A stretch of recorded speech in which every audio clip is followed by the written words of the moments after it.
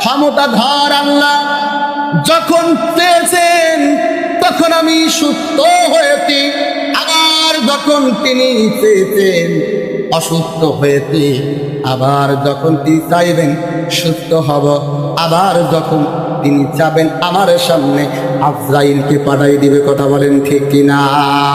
এজন্য আল্লাহ রাব্বুল আলামিন বলে, বান্দারে সব সময় আমি আল্লাহর স্মরণ করো, আমি আল্লাহর দাসত্ব করো, আমি আল্লাহর গোলামি করো।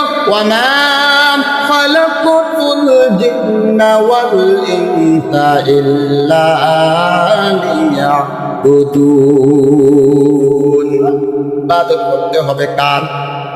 দাসত্ব করতে হবে কার? এই যে আমরা নামাজ পড়ি আমার বাবাকে খুশি করার জন্য, ঠিক কিনা বলেন? আমরা নামাজ পড়ি দলের নেতাকে খুশি করার জন্য? না না না। কুল ইন্না সালাতি ওয়া নুসুকি ওয়া মাহইয়ায়া ওয়া মামাতি লিল্লাহি রাব্বিল আলামিন। আমার নামাজ, আমার কুরবানি, আমার জীবনের সমস্ত আনুষ্ঠানিকতা হতে হবে কার জন্যে? সামনে অনেক হুজুর আছেন, হাফেজ আছেন, কোরআনের আয়াতটা কি বাণী বললাম নাকি? কথা বলেন। এই যে কিছু লোক আমাদেরকে বলে হুজুর খবরদার, ইদানিং কিছু শ্রোতা আমার বলে হুজুর, এই যে কিছুদিন আগে এক মাহফিলের মধ্যে আমাকে বলতে, তো হুজুর আপনাকে নিয়ে কিছু অভিযোগ আছে। কি আছে বলেন? আমি আদিব আখতার রাজুকে নিয়ে অভিযোগ আছে। আমি বললাম কি অভিযোগ? হুজুর আপনি ওয়াজ করলে খালি রাজনৈতিক বক্তব্য দেন, এই হলো আমাদের অভিযোগ। ও ভাই, আপনাদের কাছে আমি সাক্ষ্যতে আসলে কি আমি রাজনৈতিক বক্তব্য দেই? কথা বলেন, আমি কি রাজনৈতিক বক্তব্য দেই? কোন নেতার ভোট চাই নাকি? না না না, আমি কোনো রাজনৈতিক বক্তব্য দেই না, শুধু সত্য কথাটা তাদের সামনে তুলে ধরার চেষ্টা করি। কথা বলেন। আমার ভাইয়েরা, একান্ত আপনজনেরা, কলিজার টুকরা তরুণ যুবক ভাইরা, তাহলে বলতেছিলাম আল্লাহ রাব্বুল আলামিন যখন যার হায়াত যেখানে সীমাবদ্ধ, যেভাবে লিখেছেন ঠিক সেভাবেই সীমাবদ্ধ হয়ে যাবে। কথা বলেন ঠিক কিনা?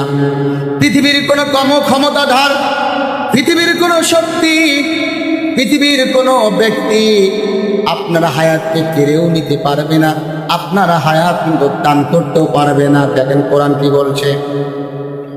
আল্লাহ রাব্বুল আলামিন বলছেন, ফালাউলা ইযা বালাগাতিল হুলকুম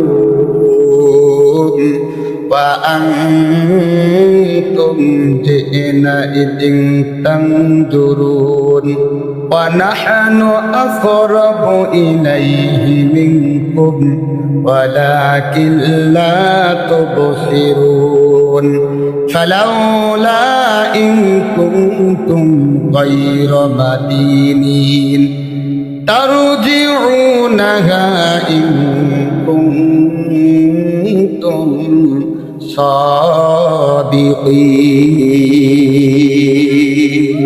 আল্লাহ পাক বলছেন, এটি আল্লাহর স্পষ্ট কথা, তোমরা যদি কারো অধীন না হয়ে থাকো তাহলে মুমূর্ষ ব্যক্তিরা যখন আল্লাহ আল্লাহ জিকির করে, আল্লাহকে ডাকে অথবা আল্লাহকে ভুলে যায়, তখন তোমরা তাকে বাঁচার জন্য, মুক্তির জন্য সাহায্য করো না কেন? কথা বলেন ঠিক কিনা? প্রধান বক্তা না, প্রিয় ভাইরা, আল্লাহ রাব্বুল আলামিন বলছেন, আমার দিকে তাকান না। কবিরা গোলাবে আমার দিকে না তাকালে যে তাকান দিকে। আলোচনার মাঝখানে বিশ্বাস করা যায় না ভাই, ছোট বক্তা হোক আর বড় বক্তা হোক, মানে দেখবেন আল্লাহ পাক বলছেন, তোমাদের সামনে যখন মুমূর্ষ রোগী দেখো কাতরাচ্ছে বিছানার মধ্যে, ওই সময় ডাক্তার চিকিৎসা করে, এরপরে গ্যাস লাগায়, অক্সিজেন দেয়,